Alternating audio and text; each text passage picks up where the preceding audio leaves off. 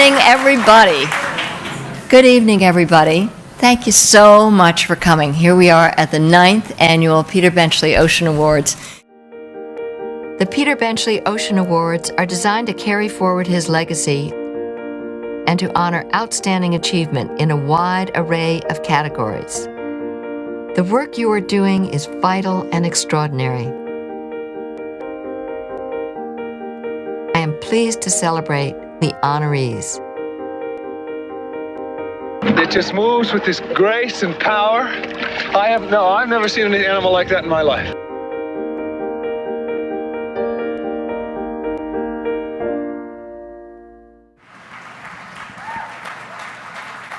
Our next award is going to Dr. David Wilmot, who for over 10 years has experience in ocean science and policy and is co-founder of the Ocean Champions, a highly respected organization dedicated to the health of our public seas as a nonpartisan priority. Ocean Champions is the first national organization of its kind focused exclusively on the ocean and ocean wildlife policy and politics. Over the past decade, Ocean Champions has helped elect more than 100 different congressional members, including senior leaders and first-time candidates. In addition to supporting or defeating members and candidates for elective office, Ocean Champions is highly focused on these important issues: ending overfishing, combating harmful algae blooms, stemming the buildup of trash and pollution in our seas, and addressing acidification caused by climate change. They are an absolutely superb group, and we need them desperately in Washington, D.C. So, the 2016 award for policy goes to Dr. David Wilmot and Ocean Champions.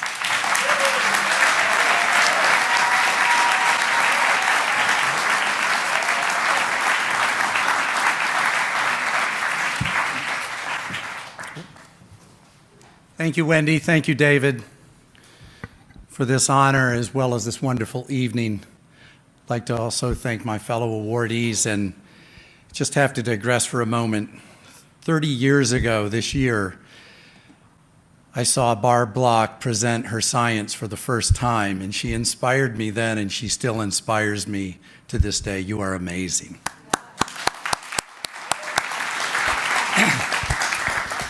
Let me take you back, if I may, to election night, November 2014. I was at an election party in Tallahassee, Florida. Gwen Graham, introduced by her father, the former senator and former governor of Florida, Bob Graham, came up on stage to announce that she had just defeated Steve Sutherland.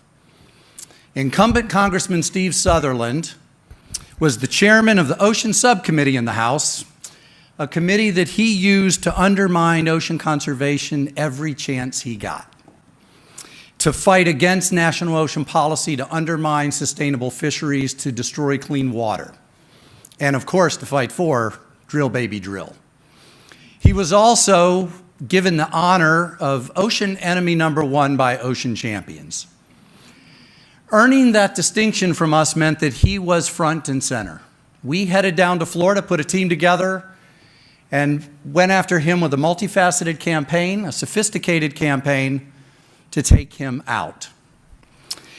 The night of the election, we talked to Graham's senior political strategist, and he told us, quote, "Ocean Champions targeted the right voters with the right message at the right time to impact this race." He went on to say it's not an overstatement or an exaggeration to say we wouldn't have had this victory without Ocean Champions. I share this story to underscore elections matter.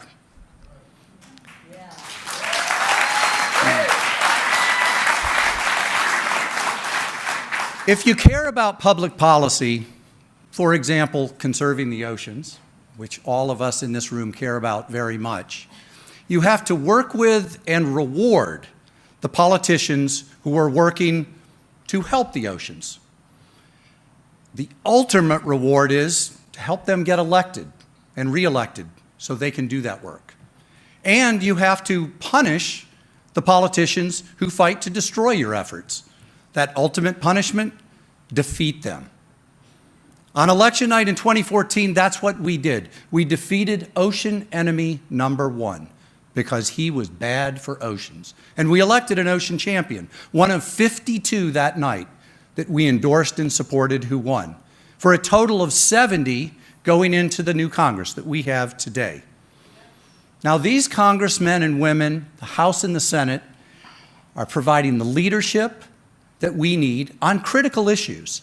We know these are difficult times, but they're actually accomplishing some victories on harmful algal blooms, microbead pollution, pirate fishing, and they're fighting back things you don't hear about every day to prevent a lot of bad things from happening that would be happening. We know how much more needs to be done. That's the understatement of the night. Hashtag understatement. We need to do a hell of a lot more, of course. But the political engagement is actually already paying dividends. Now, the wave that crashed in 2014 started much, much earlier.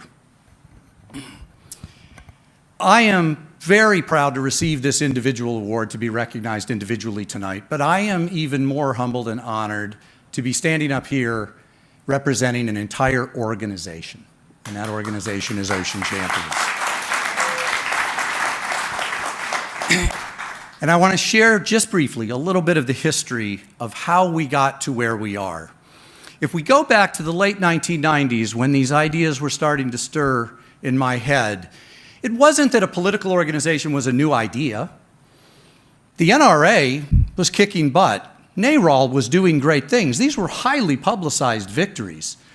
The difference is that we didn't have any electoral organization that was supporting the oceans. And it was starting to become clear to me that we were losing because of that absence. That was the piece we wanted to start to fill.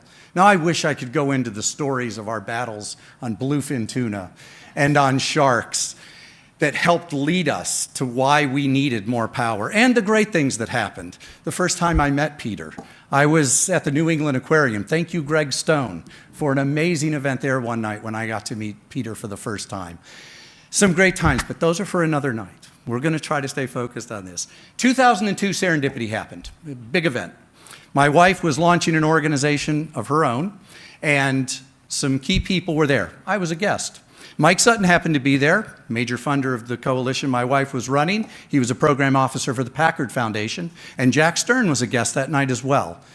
Well, as I often do at dinner, I got on my soapbox and started talking about why we needed to follow the NRA model and get a political organization for the oceans. Had a great discussion, not surprisingly, a lot of agreement. Others were coming to this conclusion as well. 2 days after that, Jack Stern called me and said, let's do it, and do you want a partner? And I said yes. Being the scientist that I am, I said, well, I have to go do a study. So I decided to go do that study, the Turning the Tide report.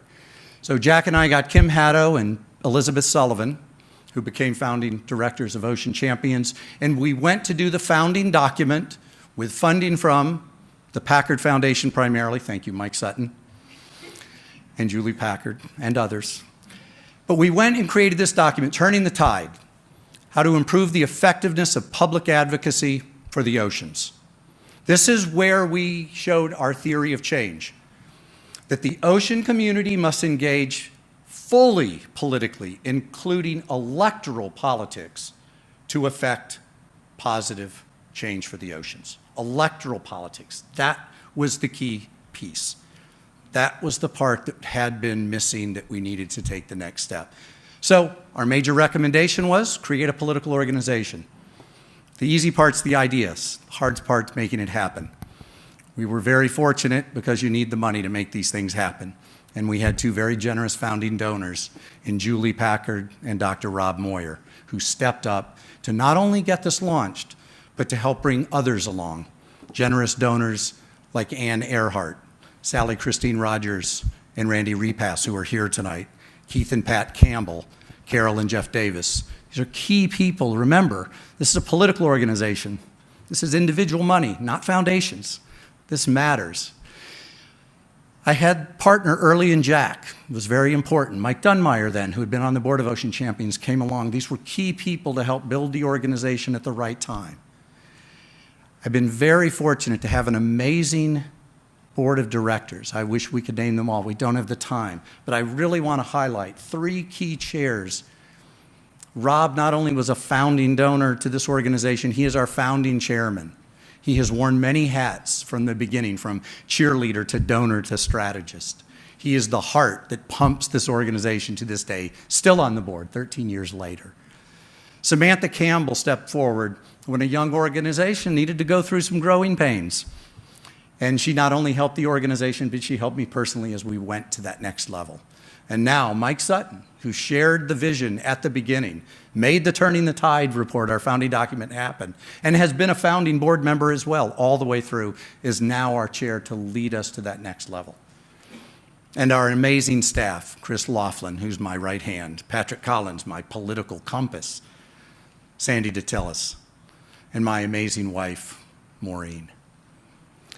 To all the people that have been engaged, a very sincere thank you. I never realized how much it takes for an organization. Ideas, they're easy. Putting an organization together and building it, that's the hard part. That's what takes so many people. Politics is messy. It's messier than science. I know. I was a scientist. It's messier than policy. And in this political landscape, there's a lot of reason to lose hope. There's a lot of reason to become cynical. I can stand here tonight and tell you I'm optimistic. I'm optimistic because I am confident we are building the political power that we need to advance ocean conservation. I am confident that our champions in Congress, led by members like Congressman Sam Farr, the model champion, he has always been what I have held up. That's what we want in Congress. They are getting things done. I have confidence our champions, with more of them, will get it done. I remain confident that we're guided, we're in the right direction, we're going to get this done. Just to circle back in closing, a lot of people called after the Sutherland defeat, a lot of people in the ocean community, and they would begin the conversation with, "We beat him, we did it, we won." And it was music to my ears. We. Yes, we, the collective we, not ocean champions, we won. So while what we had always said, that fish can't vote, lamented that fish couldn't vote, they still can't vote, but we can. And so I ask all of you, let's make sure we vote the oceans. Thank you.